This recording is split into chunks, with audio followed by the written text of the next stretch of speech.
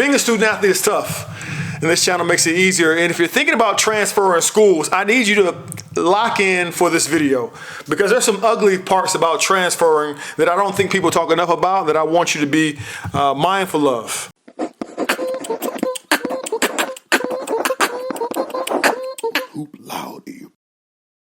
Now, before I get started, this video is not to shame anybody that wants to transfer. I'm a firm believer that everybody should have ownership of their own journey. So if that means you need to transfer to 2 schools to do so, then that means that. There's nothing wrong with it. Coaches transfer all the time. You shouldn't feel bad or let anybody make you feel like you're less of a teammate or you're more selfish because you want to transfer. At the end of the day, many times you have 5 years to play for. So you don't have time to be messing around. Coaches can coach for 60 years. You don't have that much time to figure it out. So this is not a shaming tactic for those individuals that want to transfer. But if you're going to transfer, I need you to understand this. Number one, some people are going to get their feelings hurt. Feel a sense of ownership over you as a basketball player, as a football player, as a baseball player, as a gymnast, as a whatever player that you are. They feel a sense of ownership. Some people are just selfish enough to feel like if you don't play for them, they don't want you to play for anybody. And that's selfish, but those people are out there. So I need you to make sure that you're aware of that. Number two, understand that oftentimes you can't go back.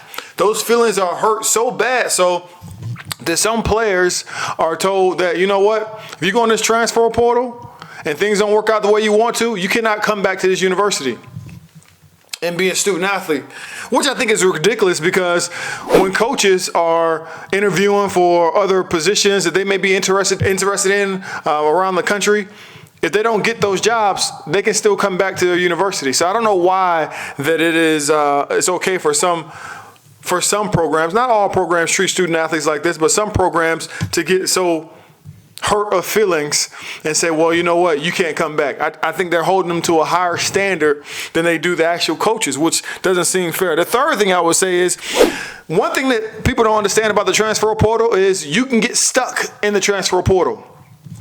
They glamorize it to the point of like, yeah, it's so easy just getting the transfer portal.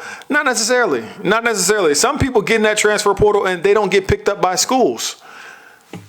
So what do you do then? What do you do when you get in the transfer portal, you don't get picked up by schools, and the school that you were originally scholarship with, or the school that you originally played for, says, nope, we don't want you. We don't want you because even though we could use you, we don't like the fact that you went in the transfer portal in the first place. So that's the ugly part of the transfer portal that people don't really think about. People don't really think about. The fourth thing I would say about the transfer portal that a lot of people skip over is your credits. You're a student athlete. So to think about just your sport would be short-sighted. You have to think about what type of credits am I going to lose in the process? And oftentimes you're going to lose at least a few, right? And then if you go to a religious school, or you're coming from a religious school, a private school, there's a chance that you may lose even more, because they have specialized classes they want you to take at those private schools that may not be the same for a state public school. So be mindful of that. Be mindful of the credits that you're going to lose in the process. The fifth thing I would say about the transfer portal that is swept under the rug that people don't think about, that's really an ugly side of it, is it allows you to lie to yourself. Have you ever seen somebody that got out of a relationship and they say, man, what's going on with so-and-so? It's like, man, I'm not with that person anymore. So why not? Because that person's crazy. And then they get in another relationship, and that's the same rationale they have for that person, the person they were in a relationship with again. They say, well, that person was crazy. And then you just start to see a pattern. That person's crazy, that person's crazy, that person's crazy. What I'm saying is the transfer portal, an ugly side of it that you should be aware of, it could allow you to blame everybody else for your inconsistencies, for your faults, for your failure to communicate, for your failure to do what's necessary to be the very best player you can be. If you don't handle the problems in its current state, it'll just follow you until you do. So every coach can't be crazy at the end of the day. Everybody can't be crazy. You got to take some ownership and realize that, you take part in this as well. So ask yourself this question. In moving to this new university, in moving to whatever program you want to move to, what's stopping history from repeating itself? Are you just banking on, oh, it's a new coach, so it's going to be different? Not necessarily, right?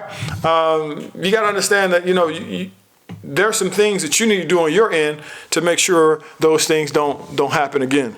And the last ugly truth about being in a transfer portal is the name calling that's involved. I want to just prepare you right now. No matter what your rationale is, no matter what your reasoning, at the end of the day, there's going to be people that are going to hate, going to be upset, going to get in their feelings about your move. And it's funny because as I'm recording I'm recording this video on the 23rd of December. I just ran into something that there was I don't want to name the university and I don't want to name the student athlete because they didn't ask to be on this, but I'll say this. This young man is at a major Division I program, football team, and decided to transfer. For whatever reason, I don't know why he transferred, he decided to transfer. And to reward him for his spectacular decision, his previous university, the fans there, the quote-unquote fans that want the best for the student athlete and want student athletes to thrive, those individuals were knowledgeable about his dad being a business owner and went to his page and left 1-star reviews. Had nothing to do with the business, had everything to do with their inability to detach from a player that said they wanted to try other opportunities. And that's what you got to understand. People are not going to be happy for you from top to bottom. Some people will be, but other people are going to feel like they have a sense of ownership over you, and you need to stick to your commitment. And that is the wrong way to look at it. That is not something you need to. That's not something that you need to let bother you or get to you, because you understand people in nature, a lot of them are selfish and they only want to look out for them. If this video hasn't taught you anything, it should teach you two things. One, that you have the power to change your mind. There's nothing wrong with it. But two, we want to be mindful of the schools that we choose. The next video that I want you to check out on my page is how do you pick out the right school for you? Is this the right school for you? Check that video out. Check that video out right after this video and let me know what you think, because I know it's going to help you, whether it be transfer portal or whether it be you just thinking about transferring.